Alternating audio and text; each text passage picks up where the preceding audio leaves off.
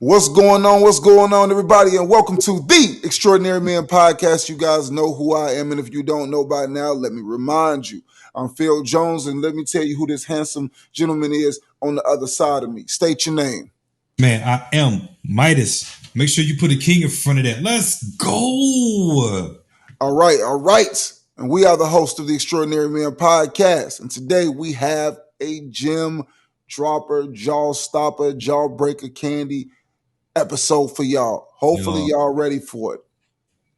So, we're talking about the unrealistic expectations of women and men, not just in relationships, but just in general, just things that when dealing with the opposite sex, that it seems like people have a very, very difficult time coming to terms with.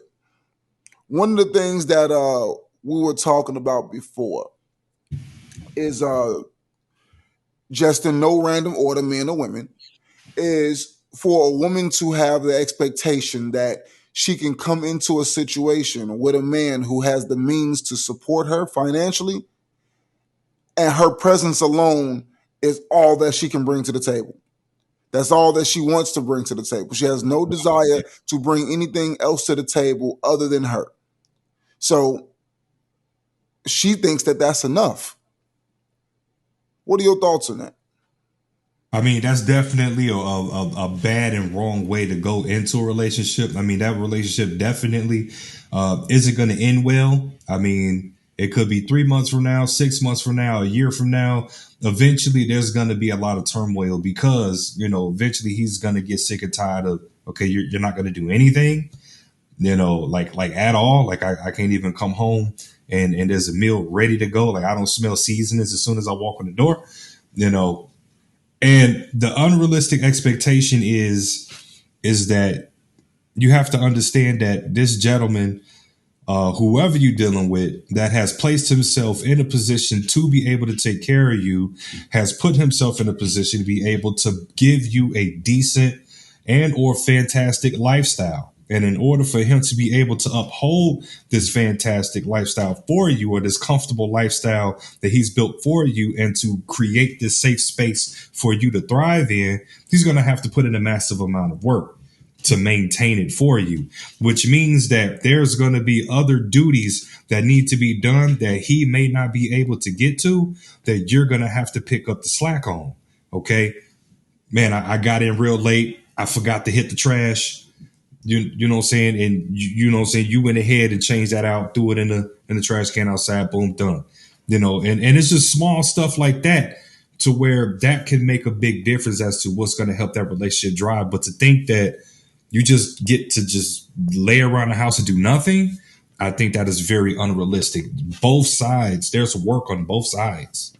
And it's like, honestly, I think that a lot of women with that mentality, they want to turn hardworking men into sugar daddies. They don't really want girlfriends. They don't really they want to be girlfriends with benefits. They don't really want the responsibility of being a wife. They want the benefits of being a wife without the responsibility of being a wife. Yeah, title of girlfriend or title of, lover. I mean, but wife is not the goal. Well, to many, wife is the goal, but wife is the goal because of the financial incentive at the end of the road. For sure. So it's like if the marriage lasts, life insurance, whatever fortune he's amassed at some point in time. Mm-hmm. If he didn't, alimony, child support. So it's unfortunately a win at the end of the tunnel, no matter how you go. And it's like, if the man does not vet this woman properly, then he's winding himself up for a world of hurt because he loses no matter which direction he goes. For sure. So unrealistic expectations for men. I think that is an unrealistic expectation that a decent woman, should love you solely because of who you are and not for your ability to provide something when you come in the door. 100%. Now, Reason why I say this is because of the fact that a man's part of a man's job is to provide security. And we've talked about it on the show more than on multiple occasions that the components by which love is received on both sides, that a man's side of how he receives love is in the form of respect. A woman receives love in the form of security. That security is a physical security, it's a financial security, it's a relief of the burden of knowing that she has to rough it out. Because if she has to rough it out, she may as well do it without you. Unfortunately, that's one of those things to where a lot of men have not adequately transitioned from being under their mother to being with a woman. So they think it works the same. And I remember hearing Mike Tyson say something that was like super insightful. He say, your mother, her whole job was to provide for your survival. Your woman, everything that she does is to secure her survival. So she's not doing anything she's doing solely because it's you. She's doing it because the way that she's going to secure her survival and secure a man, making sure that he's going to be available to take care of her, or that he's going to continue to be willing to take care of her, is based off of the deeds that she does to make his life easier. Mm-hmm. Your thoughts on that? I mean, you hit the nail right on the head. And when Mike Tyson dropped that gem, when I heard that, I'm not gonna lie, that like opened up the doors to a lot of perspective on things and enlightenment of, of whatnot. But yeah, form of respect. So to add a little bit of more sauce on the ribs, and it's kind of still in the realm of what you're talking about, is that I think an unrealistic expectation of having the respect simply just because you a man. Period. That's if I had a bomb over here, I'd drop it. Just because you a man, you you somehow are deserving of respect and loyalty and things of that nature. When again, to what you saying, you're not a provider, you're not a protector, you don't have anything that can put her in the sense of any level of comfortability and security at all. So that's definitely an unrealistic expectation. Simply just to have it just because. You know, Um, I think with that, I think with that too, a lot of people when they started hearing red pill content, namely Kevin Samuels, I think a lot of people missed some very valuable points in that. That when he was making statements about the positions of men, he was talking about a very specific man. You don't get to be a loser and call shots. You don't get to be somebody who lacks ambition, who lacks goal orientation, and call shots. yeah, and he's told men this on his show. But Mm-hmm. unfortunately, it's like there's a false air of empowerment that's out there in the universe right now, to where you have a lot of guys who they don't get it that your mediocre accomplishments, if any, does not award you automatic respect solely because you have a penis.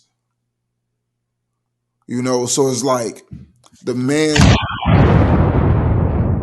that we are referring to, there's only a small amount of these guys that are out here. The goal is to develop yourself into one of them and then put yourself in a position to where you have something to offer. And I think that one of the main components is the fact that the criteria as far as being useful, not just in the life of a woman, but being useful in society, being useful within your group, being associated with a powerful network. I think that those other elements, people just put those by the wayside. They treat it like the Bible. They take the pieces out that they want to justify their cause with, and then they leave the rest of it. Yeah, yeah, for sure. I want to pass the ball back to the ladies and let them get a score in. They need a bucket. I think a real terrible expectation is a man is supposed to know exactly what you want and need. There's absolutely no way that we can know exactly what you want and need at all times. We're not mind readers. And one of the things is like there's two sides to that coin, okay? Mhm. Um, there's one side of that coin to where if there's something going on, a lot of times men are not playing stupid. They are really oblivious to what's going on because our minds are constantly focused on goals, focused on tangible things. And because of the fact that we're thinking work, got to fix the car, got to do this, got to put the bike together for the kid, got to go see mom, got to clean out the garage. We're thinking about things, and sometimes we miss those smaller emotional details. Only time that we know is usually when we see that look on a woman's face that says something is wrong. And then when we ask you, hey, what's wrong? And then you tell us nothing, but we can clearly see that some don't do that to us. Don't do that to us. Because if we care enough to ask, it's because we want to know. And more than likely because we want to try to fix whatever the problem is before it escalates and becomes something else. Because my life is so filled with clutter that last thing I need is turmoil here. I need this to be my peace because everything else around me is chaotic. Yeah. I think another one, and you know what I'm saying, I'm finna, you know what I'm saying, do the people's elbow on both of us. Um, and I don't like using this term, but trying to work to change each other's love language. What I mean is you can't force somebody to try and love you and respect you the way that you want to be loved and respect. You know what I'm saying? As long as that person is showing you and providing for you or giving you any type of anything, man, take it, run with it, and try to work off of it, build with it. But I don't think that we should, start splitting ways and she don't do this, she don't do that, he don't do this, he don't do that. When it comes to like, oh, well, he don't touch me enough, she don't kiss me enough. You can't force somebody that don't operate in that energy in that manner to start doing it. That's just not who they are. You know, Well, I feel that over a period of time, and again, like most things, when I give people understandings of relationships, is that relationships are things that are developed over time. sure, And the strength of your relationship is usually predicated off of the amount of time that y'all been together, the wars that y'all fought together, the wars that y'all fought against each other, and so forth.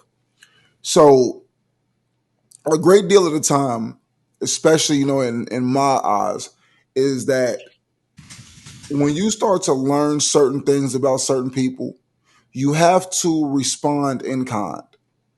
You have to start looking at things as far as if I know something about somebody, if I know that cleaning those dishes up before the kitchen, before the night is out, and not having dishes in the sink overnight, if I know that that's somebody's pet peeve, clean them. If I know that garbage that you mentioned earlier, that hey, he's not here to take the garbage out, and we know that the garbage goes out in the morning and he's doing an overnight job, I shouldn't have to. If you know that me doing an overnight job is a part of my regular situation where it can vary from time to time, then over time, okay, he won't be here. Let me just go ahead and take care of it. I think the unrealistic expectations that people are supposed to get it right out the gate. I think that just assuming that me as a creature of habit is supposed to just jump immediately and you get in the attitude with me because I don't adjust quickly or adjust at your time. But I do think that an adjustment needs to be made because that's how we are interdependent. That's how we grow is by people observing the things that make the other one tick and adopting parts of those behaviors or adopting certain methods or ways to continue this thing going. Because I'm not going to not do something. If I know that you like massages, I might not be the person that like massages. So my supplement might be, okay, well, I'll get you a massage envy card. But you might just want me to touch you.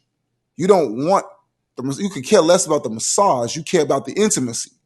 Sometimes you have to look at that and say, okay, well, I can give 20 minutes to make you feel that intimacy of me rubbing some lotion on your back. But see, here's the thing, Mike. It's not forced, and my bad if I wasn't clear on that. I'm looking at a level of forcing it over time. Yes, you start to learn and grow and develop. Develop and grow with the person that you with and learn the person that you with, and it comes organically. Well, I was just And you, expanding on your concept. yeah, if you decide to want to go ahead and give, you know that I like massages, and you organically, you know what I'm saying, went along with putting yourself in position to saying, okay, I give you some massages. It wasn't forced. You ain't gonna force me to touch you if I want to touch you, but I will organically slide into that slide over time for you. Yeah, if it's organic, yeah, of course. But I'm just saying, like forcing it on each other. You're gonna write me love notes because I love them. I like those. I want to text every morning. I want to text every night. And you do have individuals out here that's like that. You got, it's probably rare now, but you know, you got some women that may not be into the phone like that. You got some women that are. They expect that hello, morning, beautiful, good morning, beautiful, and good night, beautiful. And you got those. It's like, if you talk to me, talk to me. You don't, you don't. You know. But you may be that person that will send those good morning, beautiful messages, and you know what I'm saying, she might get annoyed from it because she's not with the phone like that. But she may grow to appreciate it over time, you know. So, but that's organic. Well, you know, it's funny that you saying that make me think about another unrealistic thought that happens. And it's one of those things that people start seeking the attention outside of the house, or they start accepting attention from elsewhere due to, and the excuses based off of what I'm not giving you. So, for instance, it's like somebody that starts becoming more active on social media all of a sudden, who was never active. You don't run a business, you just all of a sudden you have a desire to be more active on social media. Thirst trapping. In doing so, a lot of people are inadvertently flicking the light switch on to say, I'm not necessarily available, but I might have a job opening coming up. So I'm Mm-hmm. reviewing resumes. I'm not accepting applications, but I'm reviewing resumes. And to have that conversation, or that person who's starting to go out more and go hang out in the street more, is that desire for the attention. And again, this isn't always just that one size fits all situation, but a lot of times that sudden change in behavior, that gradual change in behavior to want to be out more and be more socially involved and be more social media involved, is because you're looking for somebody to validate what your partner is not providing you. You know, so it's kind of like when you mentioned the sense of love language. Mm-hmm. For a lot of people, it's like to be starved in that regard. Because there's a lot of times that it's like there's people who just, I'm not going to do that. It's not a gradual change. I'm never going to do that. That's not me. You knew that wasn't me when you got with me. Leave me alone about it. I don't think that individual. Maybe, maybe I'm stepping on over boundaries. I don't believe that person is somebody that's willing to compromise. I don't think that's somebody that's willing to grow. I don't think that's somebody that's willing to elevate within a relationship, take it further. You know, I don't know. Like I said, I'm probably, you know, thinking too far fetched, but To me, that's what that sound like. If you just don't want to budge at all, like at all, not Believe even it, nothing. believe it or not, that's more common than people adjusting over time. A lot of times the adjustment is made when a relationship is in trouble, and oftentimes it's too late. Most common times in relationships, and if you look at the statistics as far as why a lot of relationships break up, is because one of the two parties feels ignored. They feel like the attention that they seek, that they want from their partner, they're not getting.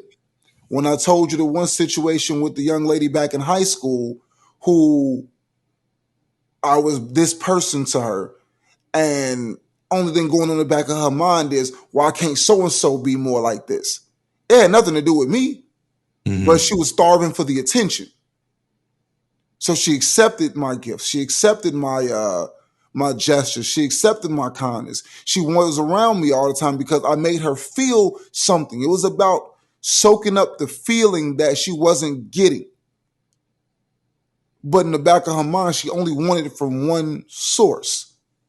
Then once I took it away from her and she went back to starvation mode, she completely cut ties with the whole situation.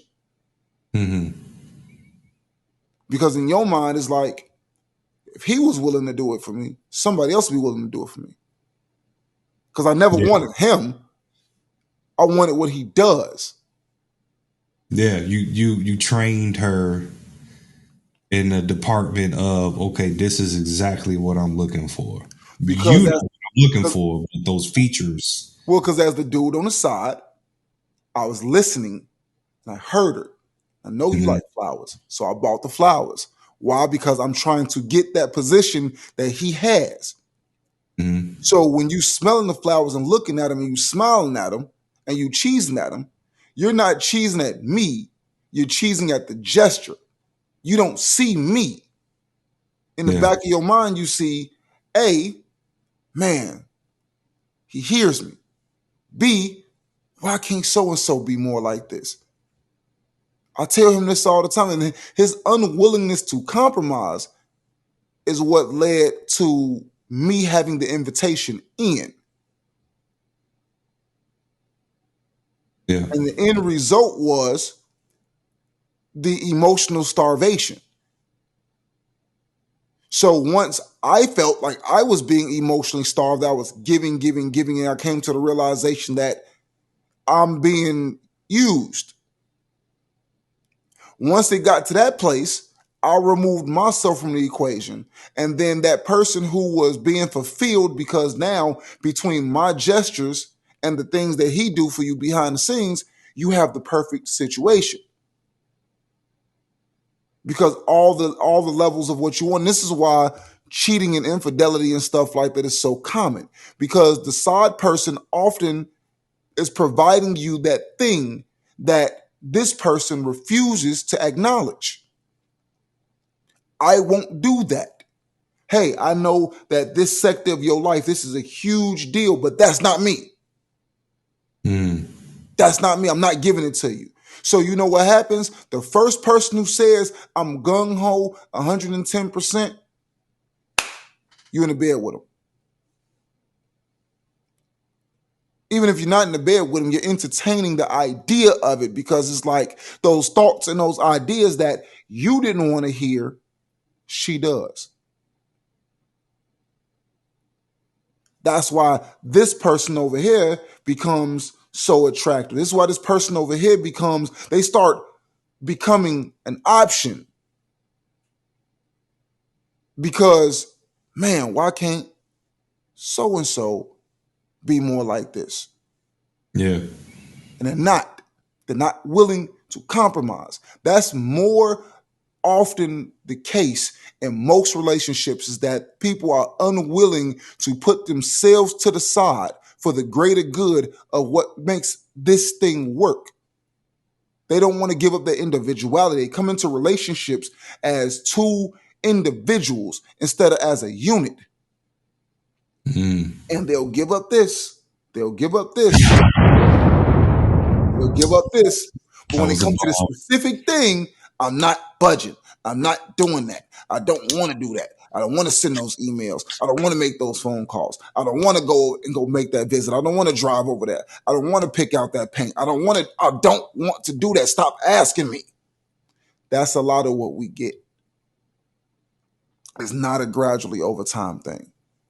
It's a response to, uh-oh. And oftentimes by the time the response comes, it's already too late. That's the truth. So I think in regard to that, the unrealistic expectation is that somebody will change over time. They're not. You are who you are until you decide to be different.